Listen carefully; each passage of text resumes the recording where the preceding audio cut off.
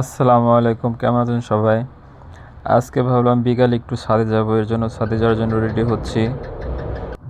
ওকে, এখনও লিফটের কাছে চলে আসলাম। আমাদের বিল্ডিংটা হচ্ছে 6 তলা, সো 5 তলায় যেতে হবে।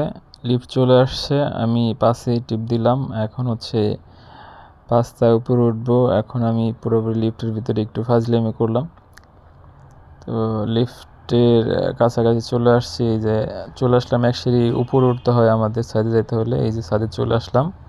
ছাদটা মোটামুটি সুন্দরই দেখলাম। দুইটা বাচ্চা ছাদে খেলা করছে। তো গাছগুলার পানি দরকার, ভাবলাম যে ছাদে উঠছি যেহেতু গাছে পানি দিয়ে যায়। তো সব গাছগুলো ঘুরে ঘুরে দেখতেছিলাম। যদিও গাছগুলো আমার না, আরেকজনের গাছ, তারপরেও গাছগুলো অনেক সুন্দর। কিন্তু এই টাইমে গাছগুলো কেমন যেন সব মরা মরা। এটা হচ্ছে আমাদের বিল্ডিংয়ের ছাদ। সবাই দেখেন বিল্ডিংয়ের ছাদটা কেমন হয়েছে। গাছগুলো কেমন যেন শুকনা শুকনা। তো একটু আমি হাঁটাহাঁটি করলাম, ছাদটা দেখতেছি ঘুরে।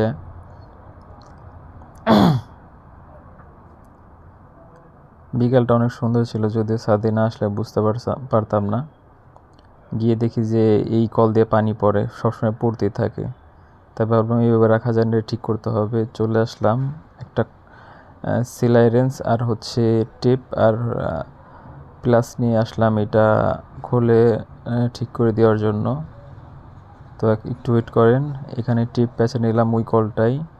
টেপ পেঁচানোর পরে তারপরে এই পুরাতন কলটা খুলতে হবে সেলাই রেঞ্জ দিয়ে। তারপরে পুরাতন কলটা খোলার চেষ্টা করছি। এখানে ধুলে পানি পড়ে, তো খুলে ফেলছি। এখন খুললে আবার অনেক পানি আসবে। তো আমি একটু চেষ্টা করতেছি না ভিজিয়ে যেন এটা ঠিক করা যায়। তো প্রায় খোলা শেষ হয়েছে। খোলার সাথে সাথে অনেক পানি বের হয়ে আসছিল। তো পানি অবস্থায় টিপ তো লাগানো ছিল। আস্তে আস্তে আস্তে আমি চেষ্টা করলাম ঠিক মতো লাগাই দেওয়ার জন্য। তো ইনশাল্লাহ ঠিকঠাক মতো কমপ্লিট করতে পারছি। এখন সেলাই রেঞ্জ দিয়ে একটু টাইট দিয়ে দিলেই ওকে, তাহলে আর পানিটা পড়বে না। কারণ পানি অপচয় ঠিক না। পানির অপর নাম জীবন। এর জন্য